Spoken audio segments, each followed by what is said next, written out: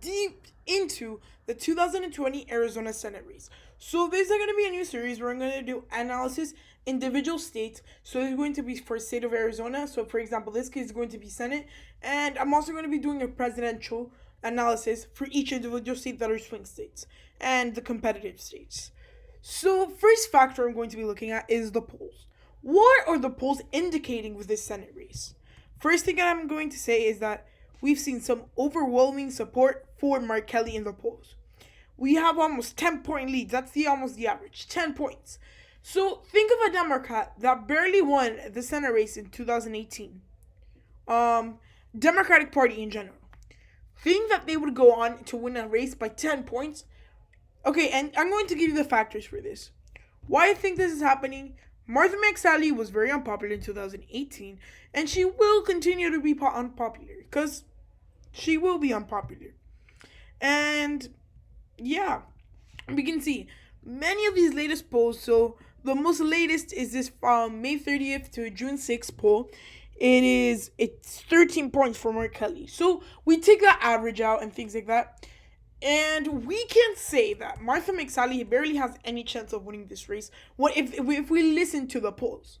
I mean, the latest polls. I mean, the last poll that Martha McSally led was last year in February and May. Because honestly, other than that, Martha McSally is in the doghouse. She will be losing this Senate race. And if I'm actually not correct, that's 2018. That might not be 2018. But who knows? So it's going to be very hard for a Martha McSally to go on to win the Senate race. No, yeah, that's 2019. So yeah, those polls. Martha McSally is gonna have to either run on the margins in Maricopa County. She's going to have to get out that vote and get all the rural areas every single vote. So I'm going to be looking also at the Arizona Senate map. I'm going to compare it to the 2018 presidential map. Of course, these two can be compared side to side because they really aren't the same type of race. But the same ideas we're going to get. So I just want you to look at the bubble maps for a couple minutes and go. I just want you to see, just want to observe the maps. What are some things we're seeing? Well, that these margins lighten up for Martha McSally compared to where Donald Trump won it. We can see that. Like, here, you see how Yuma County, La Paz County, Yavapai County, those counties that went heavily for Trump, like, they were darker reds. For example, La Paz County and Yavapai County, they went by narrower margins. I mean, maybe by a couple points, but still, Yuma County got really close, but that was also a close county when it came to 2016. But, for example, in La Paz County, it went from 67% to 64%. 3 points, but those 3 points make a difference. Where is the biggest difference that somewhere like Maricopa makes? It's Maricopa. The elections are pretty much fought in Maricopa. You have to run up your margins here and win big. And honestly, you see, Maricopa, Kristen won it 732,000 votes compared to where Donald Trump won it with 747,000. And we had a very kind of prominent candidate in Gary Johnson in the third place slot. So looking at this, I mean, it's pretty safe to say that the whole statewide is trending Democratic. Compare the two results. I mean, there is no question. Look at the state. And the areas that were blue got bluer. And the areas that were redder are getting more pinker, which means like they're losing the type of red that they're the shade of red. So I mean, Kirsten, I mean, it's not a one-for-one candidate. And remember, this was when Martha McSally was still kind of popular. Looking at this, we can honestly say that Martha McSally can say goodbye to her Senate seat, which was actually handed to her by the governor. And the reason for that being is that she doesn't have the campaign funds. She doesn't have the people out there. Yeah, it could be a close race. That's all she might be able to do. I don't think she's going to be able to go win the race at all. I just think she may be able to come down and close the margin a little bit. Martha McSally will be a very bad candidate for the Republican Party. If I were the Republican Party in Arizona, I would have ran someone like Kelly Ward, who's fresh to the statewide political scene.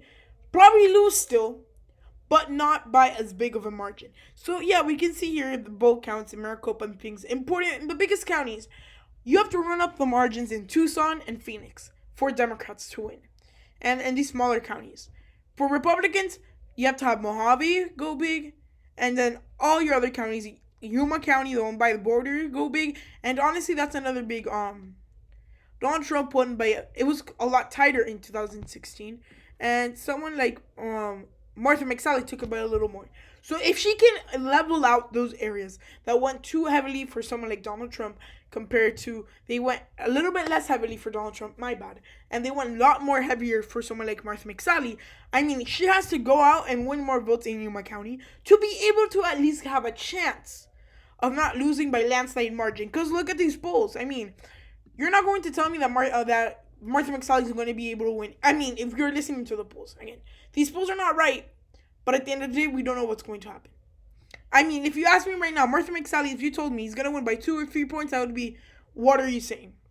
I think if all the situations kept on going as they were, they just keep on going like they are now. I mean, the worst case scenario for someone like Mark Kelly is losing by like a tilt margin, which again, a lot of things need to happen to be able to lose 11-point margins and things like that. And for Martha McSally, her best case scenario is narrowly winning, because look, she has to make up about 10%, which again is pretty crazy. Mark Kelly could be winning in an average of 4 to 10 points. And honestly, I think that's way because it falls in the likely column. So my prediction and analysis for the state of Arizona is the following. Martha McSally is an unpopular incumbent, and she's going to lose the Senate race by a big margin when it comes to Arizona politics, because she is so unpopular. And you have someone like Mark Kelly who's super popular and goes on to beat her. So that is my official prediction for the state of Arizona. I hope you enjoyed this video.